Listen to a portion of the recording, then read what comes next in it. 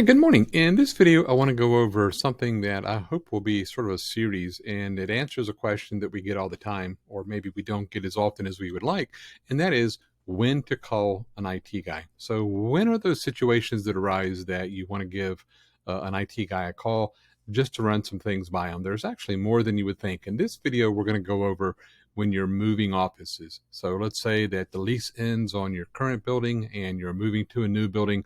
What are some of the considerations and why should you call your IT guy? So one of the first thing that's going to change when you move locations, generally speaking, unless you're moving from one office to another in the same building, is there's a very good likely that your IP address is going to change. Many businesses will have a static IP address, and when you move from location to location, that's going to change. So that's one thing that you want to keep in mind. Is your current internet provider going to be available at this new location? So if you've got Cox or Comcast or Verizon at your office now, are are you going to be able to transfer that service or that account over, or are you going to need to look for a new provider? That's just another thing you don't want to figure out on that Monday morning when you've moved into the new office. The other things that can sort of be impacted by those new IP addresses are things like your email could potentially be impacted by a different IP address or a different location. Things like VPNs, remote access, even telephone services, some VoIP, voice over IP, can be impacted by changing your IP address. So that's definitely something that you want to consider. Another thing in moving offices is the network wiring or the network cabling that is actually in the office. And I know a lot of people are going to say, well, we use wireless. Well, I would highly recommend that you use wireless sparingly and you have a good wired connection for most of your devices, your desktops, your telephones, your printers, and those kind of things. And the question comes up, is your new office, is wiring already in place?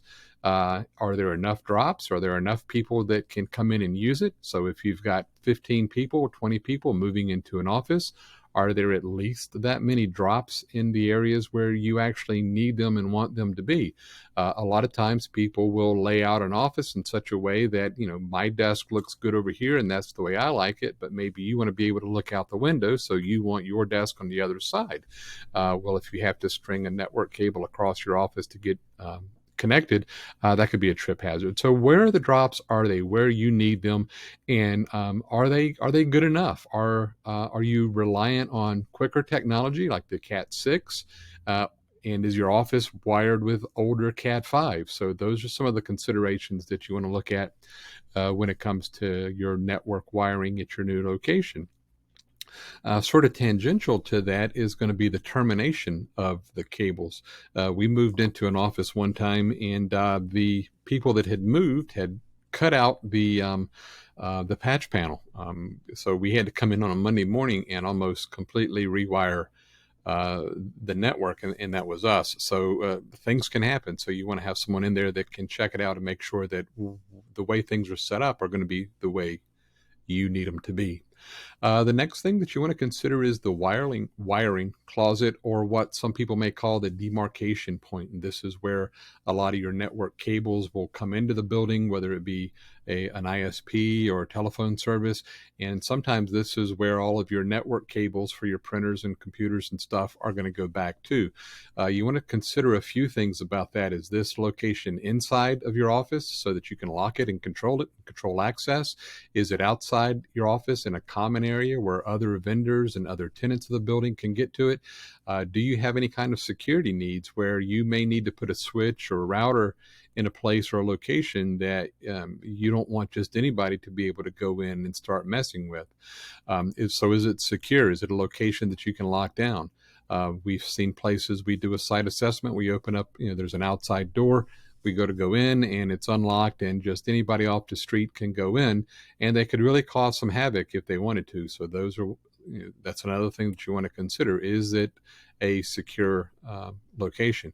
Another thing to consider, is it a suitable location? So if you've got this wiring closet where all of your network gear goes back to, and there's maybe a rack in there and you can mount it, but if you look to one side or the other, you figure out that there's a sprinkler head right above where you're going to put your server.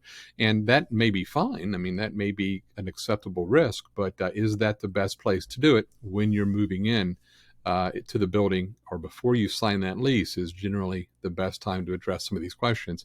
Another thing is we've seen where the IT closet is actually in the boiler room, and that could be the HVAC room where that goes. That can sometimes be against code.